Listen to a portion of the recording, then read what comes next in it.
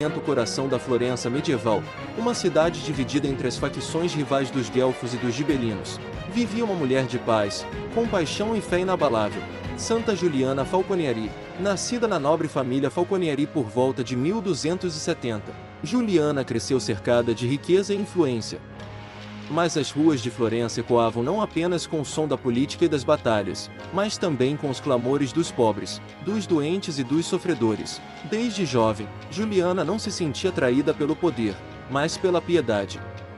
Ela foi especialmente inspirada por seu tio, Santo Alexis Falconieri, um dos 7 santos fundadores da Ordem dos Servitas, os Servos de Maria. Sua renúncia à riqueza e sua total dedicação a Deus causaram profunda impressão na jovem Juliana. Embora fosse uma bela jovem, cortejada por muitos, Juliana recusou todas as propostas de casamento. Em vez das sedas de seus pares, ela escolheu o hábito dos servitas. Vestida com um simples manto escuro, ela saiu às ruas para cuidar dos pobres e doentes. Logo, outras se juntaram a ela, jovens igualmente tocadas por seu exemplo. Essas companheiras ficaram conhecidas como as manteladas, nome dado ao manto negro que usavam, em imitação aos frades servitas. Sob a orientação de Juliana, as manteladas tornaram-se o ramo feminino da Ordem dos Servitas. Suas vidas eram dedicadas à contemplação, ao jejum e às obras de misericórdia. Em uma cidade dividida por vinganças e violência, elas se tornaram símbolos de reconciliação e cura. Em seus últimos anos, Juliana sofreu com uma dolorosa doença estomacal. Comer tornou-se quase impossível. No entanto, mesmo em seu sofrimento, ela permaneceu fiel e serena, oferecendo sua dor pela paz de Florença. Quando a hora de sua morte se aproximou, ela não pôde mais receber a Sagrada Comunhão devido à sua doença. Mas seu amor pela Eucaristia permaneceu inalterado. Ela pediu ao padre que depositasse o Santíssimo Sacramento sobre seu peito, sobre um corporal branco. Milagrosamente, a hóstia desapareceu, e naquele exato momento, a alma de Juliana partiu deste mundo. Mais tarde, enquanto suas irmãs preparavam seu corpo para o sepultamento, descobriram algo extraordinário. A imagem da cruz, como a da hóstia, havia aparecido sobre seu coração. Até hoje, as irmãs da Ordem Terceira Servita usam esse mesmo símbolo em seu hábito, um testemunho do milagre eucarístico e da santidade de sua fundadora. Santa Juliana Falconieri foi canonizada em 1737 pelo Papa Clemente XII. Sua festa é celebrada em 19 de junho, um lembrete de como a devoção silenciosa e o amor sacrificial de uma mulher podem trazer paz a um mundo dilacerado pelo ódio. Bem-aventurados os puros de coração, porque eles verão a Deus. Mateus 5:08. Santa Juliana Falconieri, rogai por nós. Obrigado por assistir às histórias dos santos. Se esses santos extraordinários te inspiraram, ajude-nos a compartilhar a luz deles. Curta, comente, compartilhe e inscreva-se para apoiar mais conteúdo que fortaleça a fé. Seu apoio mantém essas histórias sagradas vivas. Deus abençoe a todos.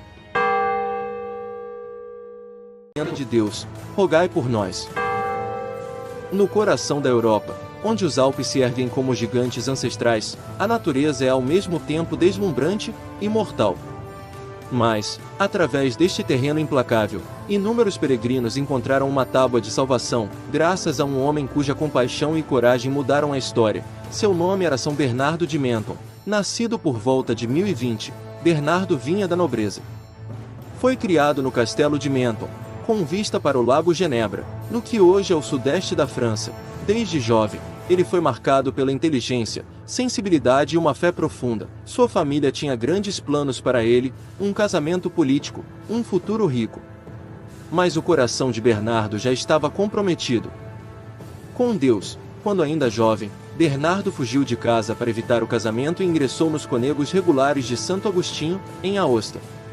Lá, dedicou-se à oração, à pobreza e à missão pastoral da igreja. Naquela época, os peregrinos atravessavam os passos alpinos para chegar a Roma, enfrentando o frio intenso, as avalanches e os bandidos. Muitos nunca conseguiram atravessar o grande passo de São Bernardo, uma das rotas mais altas e traiçoeiras. Como arquidiácono de Aosta, Bernardo viu a necessidade de agir. Por volta de 1050, ele estabeleceu hospícios, refúgios no alto dos Alpes, onde monges acolhiam e cuidavam dos viajantes. Esses abrigos de pedra tornaram-se ilhas de misericórdia em um mar de neve. Séculos depois, os monges começaram a treinar cães grandes e fortes para ajudar a procurar viajantes perdidos ou feridos na neve. Esses animais heróicos ficaram conhecidos como cães de São Bernardo, nome dado em homenagem ao santo cuja missão eles continuaram. São Bernardo também foi missionário. Ele pregou incansavelmente pelos vales alpinos, trabalhando para erradicar o paganismo e levar a fé cristã aos povos isolados das montanhas. Suas palavras eram fortes, mas seu coração era gentil.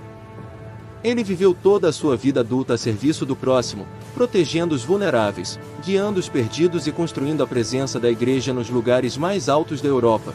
Bernardo faleceu por volta de 1081. Seu legado, no entanto, só cresceu. Em 1681, o Papa Inocêncio XI canonizou Bernardo como santo, em homenagem à sua extraordinária vida de caridade e evangelização. Ele foi nomeado padroeiro dos montanhistas, esquiadores e viajantes nos Alpes. Hoje, o grande hospício de São Bernardo ainda existe. Viajantes ainda passam por lá, e o espírito de São Bernardo ainda percorre aqueles caminhos montanhosos. São Bernardo de Menton, protetor dos peregrinos, pregador da paz e pastor das montanhas, que seu exemplo nos inspira a levar luz, mesmo aos lugares mais distantes e perigosos. São Bernardo de Menton, rogai por nós. Inscreva-se para mais histórias de santos que mudaram o mundo. Imagine saber o dia exato da sua morte e caminhar voluntariamente em direção a ela. Imagine escrever cartas tão poderosas que a Igreja as valoriza quase 2000 anos depois. Esta é a história do homem que se autodenominava o portador de Deus, Santo Inácio de Antioquia. Nascido por volta do ano 35 depois de Cristo, Inácio viveu na época dos apóstolos. A antiga tradição nos conta que ele foi discípulo de São João, o apóstolo, aprendendo o evangelho não em livros, mas com as próprias testemunhas oculares de Cristo. Antioquia, onde os crentes foram chamados pela primeira vez de cristãos, tornou-se seu lar e, eventualmente, seu campo missionário. Por volta do ano 70 depois de Cristo, Inácio tornou-se o terceiro bispo de Antioquia, sucedendo São Pedro e Evodio. Antioquia era uma cidade vasta, movimentada e multicultural, um dos maiores centros do cristianismo. Inácio liderou durante um período perigoso. A perseguição estava aumentando, heresias se espalhavam, mas ele pregava a unidade, a obediência, a caridade e a presença real de Cristo na Eucaristia. Sua liderança fortaleceu a igreja primitiva, preparando-a para as tempestades que viriam. Durante o reinado do imperador Trajano, os cristãos foram obrigados a sacrificar a deuses pagãos. Inácio recusou. Ele ousadamente declarou Cristo como Deus. Por isso, foi preso e condenado, não a uma execução rápida, mas a ser levado até Roma para morrer na arena. Sob forte guarda, Inácio foi obrigado a marchar pela Ásia Menor. Mas o que parecia uma marcha da morte tornou-se uma peregrinação de fé. Enquanto viajava, comunidades cristãs saíam para saudá-lo, chorando por seu amado bispo. Inácio escreveu 7 cartas, cada uma um tesouro da teologia cristã primitiva. Ele ensinou: a Eucaristia é verdadeiramente o corpo e o sangue de Cristo. O bispo é uma fonte de unidade. Os cristãos devem permanecer fiéis mesmo no sofrimento. Jesus é plenamente humano e plenamente divino. E ele falou abertamente sobre seu martírio iminente. Sou o trigo de Deus, e devo ser moído pelos dentes das feras, para que eu me torne o pão puro de Cristo. Essas palavras ecoam através dos séculos, destemidas, humildes, cheias de amor. No ano 107 depois de Cristo, Inácio chegou a Roma. A arena estava pronta. A multidão rugia, mas Inácio caminhou calmamente para a morte. Para ele, o martírio não era uma derrota, mas o testemunho final de seu amor por Cristo. Atirado às feras, entregou sua vida com coragem inabalável. Apenas fragmentos de seus ossos foram encontrados pelos fiéis. Santo Inácio de Antioquia se destaca como um gigante da igreja primitiva. Um bispo moldado pelos apóstolos, um mártir moldado por Cristo, um mestre cujos escritos ainda nos guiam hoje. Ele nos lembra que a fé não é apenas acreditada, é vivida. e às vezes é dada como o dom supremo. Santo Inácio de Antioquia, rogai por nós. Em 1921, um homem entrou na Basílica da Cidade do México e colocou um buquê de rosas no altar. Escondido dentro dele, havia um cartucho de dinamite. A explosão foi devastadora. Estourou as janelas das casas vizinhas, torceu um pesado crucifixo de ferro, deixando-o com uma forma semelhante a um pretzel. Destruiu completamente o altar de mármore. Mas o alvo da bomba, um frágil pedaço de tecido de cacto pendurado a poucos metros de distância, não sofreu um arranhão sequer. O vidro que o protegia nem sequer trincou. Esse tecido tem quase 500 anos. Pelas leis da ciência, deveria ter se desintegrado há séculos. Sobreviveu a derramamentos de ácido, bombardeios e ao ar úmido e salgado da Cidade do México, sem climatização, por centenas de anos. Milhões o consideram um milagre. Os céticos o veem como uma aula magistral de propaganda colonial. Mas e se eu lhe dissesse que esta imagem não é apenas uma pintura? É um documento. Uma mensagem codificada, escrita em uma língua que apenas um grupo específico de pessoas conseguia ler? Hoje, não estamos apenas olhando para um ícone religioso. Estamos decodificando a imagem que mudou a história das Américas. Para entender a imagem, é preciso entender o ano, 1531. 10 anos após a queda do Império Azteca para os espanhóis. Para os povos indígenas do México, isso não foi apenas uma derrota política. Foi o apocalipse literal. Seus templos foram destruídos, seus deuses estavam mortos, e eles morriam aos milhões de varíola. Era um povo cujo mundo havia acabado. Eis que surge Juan Diego, um humilde indígena convertido caminhando perto do morro de Tepeyac. Ele afirma que uma mulher lhe apareceu, falando não em espanhol, mas em náhuatl, a língua asteca. Você provavelmente conhece a versão da escola dominical.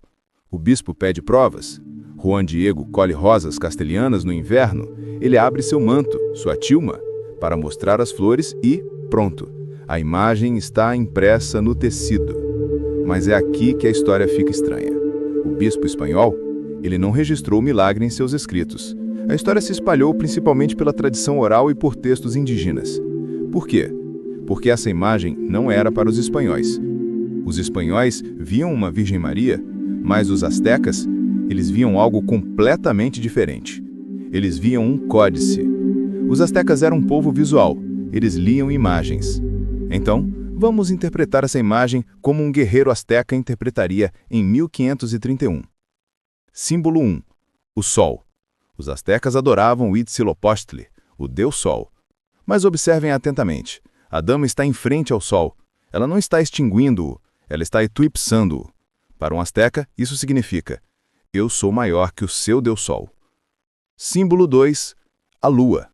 Ela está em pé sobre uma lua crescente e escura. Isso representa o deus da lua, o deus serpente asteca, Quetzalcóatl. Ela está literalmente pisoteando os antigos deuses. Símbolo 3. A faixa preta. Veja esta faixa preta usada na cintura. Na cultura asteca, esta era a faixa de maternidade. Sinalizava que uma mulher estava grávida. Símbolo 4. O Oli Naui. Este é o detalhe mais importante. Em seu vestido, bem sobre o útero, há uma flor de 4 pétalas.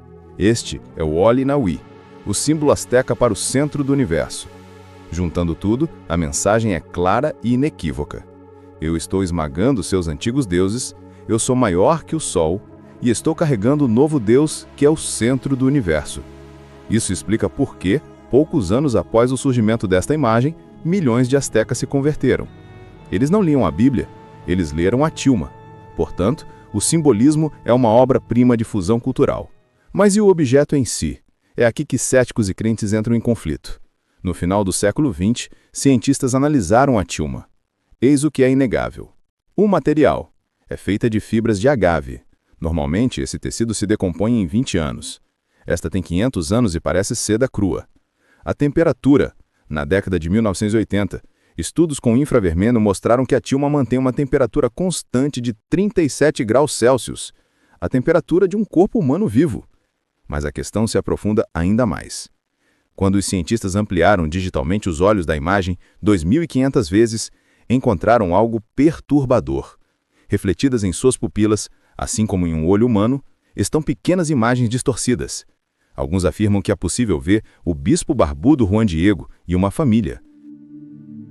É um reflexo do exato momento em que a tilma foi desdobrada. Agora, seriam esses reflexos de pareidolia? Será que nossos cérebros estão apenas enxergando formas no ruído? Ou será uma fotografia impressa séculos antes da invenção da fotografia? Quer você acredite que seja um milagre ou uma pintura, o resultado é o mesmo. Esta imagem criou uma nação. Quando o padre Hidalgo clamou pela independência do México em 1810, ele não carregava uma bandeira, ele carregava um estandarte de Guadalupe. Quando Zapata liderou a Revolução, Guadalupe. Hoje, ela é o local religioso mais visitado do mundo, superando o Vaticano. Ela é a mestiça, a mistura de europeu e indígena. Ela é a mãe da identidade mexicana moderna. A bomba de 1921 entortou a cruz de ferro, mas não arranhou a tilma. Talvez este seja o símbolo máximo. Impérios caem, a pedra desmorona e o ferro se curva. Mas essa imagem, ela perdura. O que você acha? A tilma de Guadalupe é um milagre divino ou a maior obra-prima psicológica da história? E se você quiser desvendar mais mistérios da história que a ciência não consegue explicar completamente, inscreva-se no nosso canal.